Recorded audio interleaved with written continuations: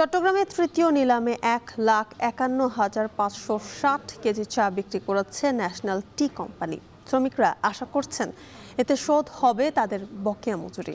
এ নিয়ে বিস্তারিত জানাতে মৌলভীবাজারের কমলগঞ্জ ন্যাশনাল টি কোম্পানির বাগান থেকে যুক্ত হচ্ছেন এম এ হামিদ। হামিদ, কত কোটি টাকার চা বিক্রি করেছে ন্যাশনাল টি কোম্পানি, আর শ্রমিকরা এবার কি বলছেন?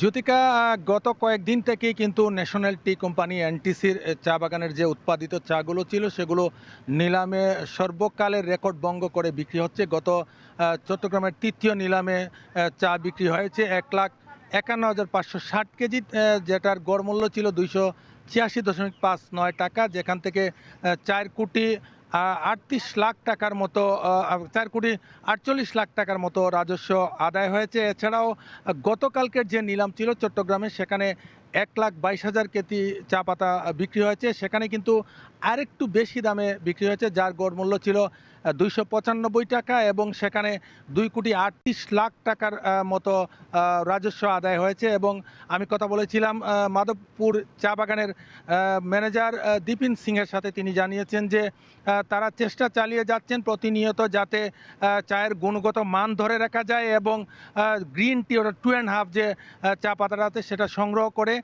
তারা ভালো উৎপাদনের দিকে যাচ্ছে না।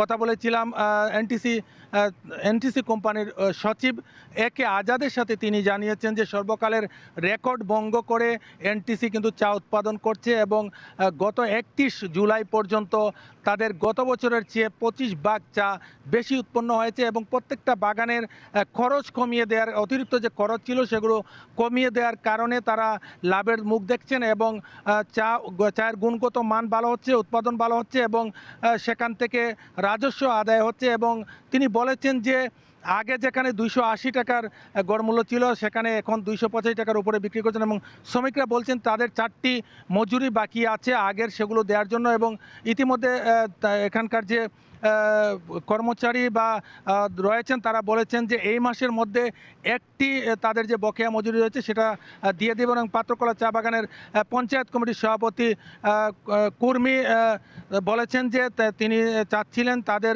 যে বকেয়াগুলো রয়েছে সেটা জন্মাষ্টমীর আগে যেন দিয়ে দেওয়া হয়, এবং চা বাগান কর্তৃপক্ষ বলছে তারা এই মাসের মধ্যেই একটি পেমেন্ট দিবেন, এবং এভাবে বিক্রি চলতে থাকলে কিন্তু কৃষি ব্যাংকের যে ঋণগুলো রয়েছে সেগুলো সুদ করে তারা ভালো ঋণ পাবেন। এই ছিল আমার কাছে মৌলভীবাজার থেকে চা বাগান নিয়ে সবশেষ, এনটিসির চা বাগান নিয়ে সবশেষ। জ্যোতিকা, বিস্তারিত জানাতে যুক্ত ছিলেন এম এ হামিদ।